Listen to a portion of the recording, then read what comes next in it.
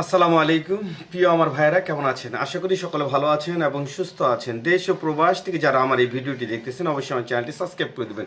প্রিয় ভাইয়েরা, আপনারা জানেন যে ইতিমধ্যে আমি একটি নতুন চ্যানেল খুলেছি। আপনারা ওই চ্যানেলটি সাবস্ক্রাইব করবেন। এর কারণ হচ্ছে ওই চ্যানেলে নিয়মিত আপনারা ভিডিও পাবেন এবং এই চ্যানেলটি আপাতত চলতে থাকবে।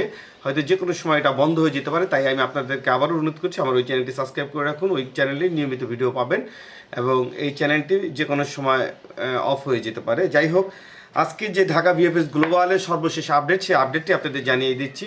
প্রিয় ভাইয়েরা, আপনারা জানেন যে গত বুধবার দিন বেশ কিছু এসএমএস এসেছিল, অর্থাৎ আজকে 28শে ডিসেম্বর, রোজ রবিবার, ঢাকা ভিএফএস গ্লোবালের যে আপডেটটা, সেই আপডেটটা কিন্তু আজকে অনেক গুরুত্বপূর্ণ একটি আপডেট। এর কারণ হচ্ছে আপনারা বর্তমান সময় ভিএফএস গ্লোবাল বন্ধ থাকার কারণে শুধুমাত্র 2023 ও 24 সালের যে কার্যক্রমগুলো, সেই কার্যক্রমগুলোই কিন্তু বর্তমানে লক্ষ্য হচ্ছে এবং যার মূল লক্ষ্য হচ্ছে আমরা যারা ভিএফএস গ্লোবালে দীর্ঘদিন ধরে আটকা পড়ে আছি, আমাদের এই কাজগুলোই কিন্তু বর্তমানে চলতেছে। যেহেতু 25-এর কাজ চলার কোনো সুযোগ নেই, কারণ বর্তমান সময় জমা বন্ধ, তাই আমাদের 23 ও 24-এর কাজগুলো চলতেছে। আজকে ঢাকা ভিএফএস গ্লোবালে প্রায় 27-এর অধিক পাসপোর্ট রিজেক্ট খেয়েছে, যেটা সবচেয়ে গুরুত্বপূর্ণ এবং সবচেয়ে বেশি রিজেক্ট খেয়েছে নাপোলি শহরের।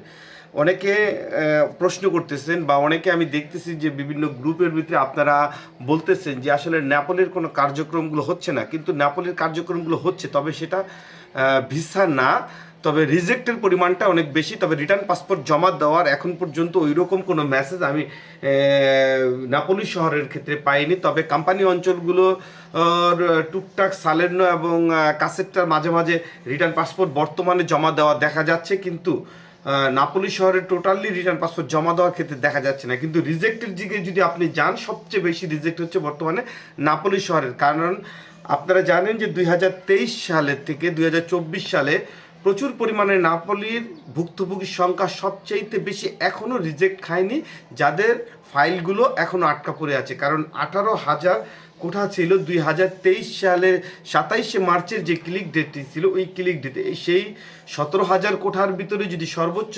সমাধান হয়ে থাকে, বাংলাদেশিরা যে পরিমাণ নুলস্থ হাতে পেয়েছে তার ও পরিমাণ হতে পারে 5 থেকে 8,000-এর অধিক। শুধুমাত্র নাপোলির থেকেই বাংলাদেশিরা নুলস্থা পেয়েছিল। সেই হিসেবে বাংলাদেশ থেকে সর্বোচ্চ 2 থেকে 2,500 লোকের নাপোলি শহরের কাগজগুলো শেষ হয়েছে, কিন্তু বাকি কাগজগুলো কিন্তু এখনও রয়ে গেছে চলমান।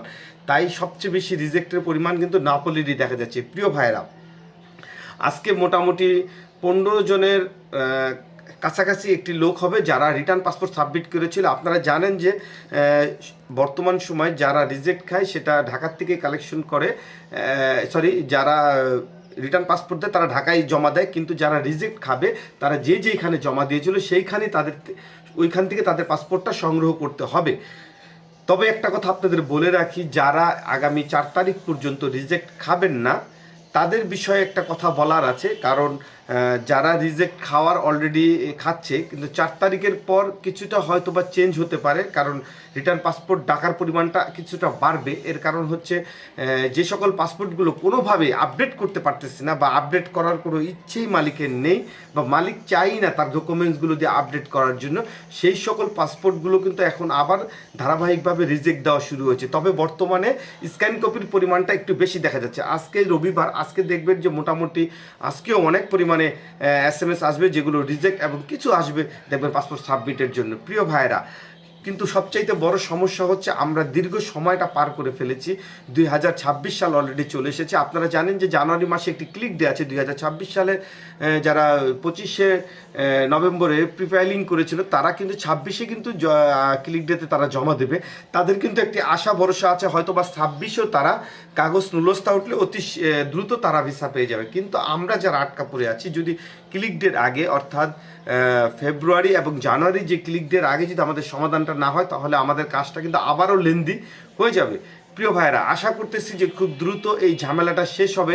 তবে এটা আশারই কথা, মানে আমরা যে আশাটা করে থাকি এই আশাটা আশাই আসলে হয়ে যাচ্ছে। এর কারণ হচ্ছে আমরা 3 বছর ধরে একই কথা বলি যে সামনে ভালো হবে, সামনে ভালো হবে, সামনে ভালো হবে, কিন্তু সামনে যে কবে ভালো হবে সেটার কিন্তু কোনো ফলাফল নেই।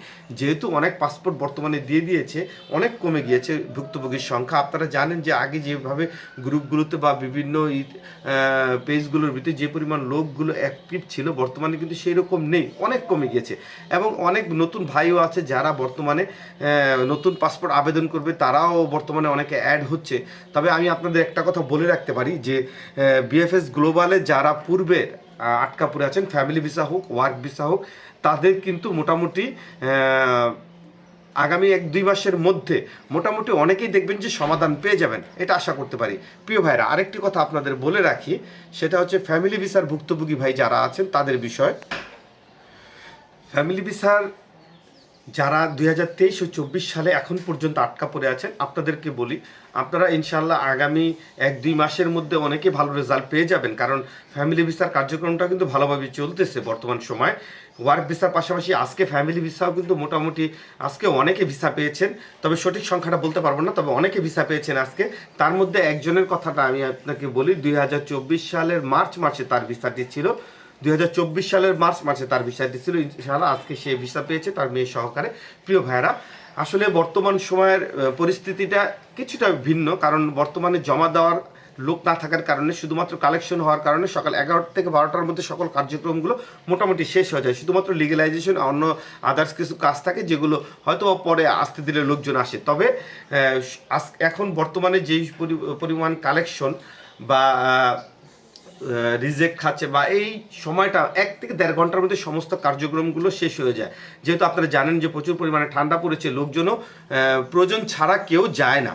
প্রিয় ভাইরা, আপনারা আমার এই চ্যানেলটি সাবস্ক্রাইব করে রাখুন। যে নতুন চ্যানেলটি আমি আপনাদেরকে কমেন্ট বক্সে লিঙ্ক দিয়ে দেবো না, আপনারা অবশ্যই আমার নতুন চ্যানেলটি সাবস্ক্রাইব করে রাখবেন, কারণ নিয়মিত ওই চ্যানেলটিতে আপডেট পাবেন। এবং এই চ্যানেলটি যে কোনো সময় আসলে ঝামেলা হয়ে যেতে পারে, এই জন্য আপনাদের বারবার বলতেছি। যাই হোক, আপনারা সকলে ভালো থাকবেন, সুস্থ থাকবেন এই আশাই করি। আসসালামু আলাইকুম।